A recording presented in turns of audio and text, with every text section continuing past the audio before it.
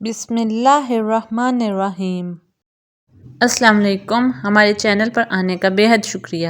اگر آپ ہمارے چینل پر آنے والے نیو ویڈیوز دیکھنا چاہتے ہیں تو ہمارے چینل کو سبسکرائب کر دیں and don't forget to press the bell icon. اس کے علاوہ ہماری حوصلہ افزائی کے لیے ویڈیو کو لائک اور شیئر کرنا نہ بھولیے گا۔ اپنی رائے کا اظہار آپ کمنٹ باکس میں کر سکتے ہیں۔ چلیں اب بڑھتے ہیں ویڈیو کی جانب۔ حضرت موسیٰ علیہ السلام نے دعا کرتے ہوئے بارگاہ الہی میں عرض کیا، اے اللہ، میرا دل چاہتا ہے کہ اپنے خزانوں میں سے کوئی نشانی عطا فرما تاکہ مجھے اندازہ ہو سکے کہ تیرے خزانوں کی نظیر دنیا بھر کے خزانوں میں نہیں ہے۔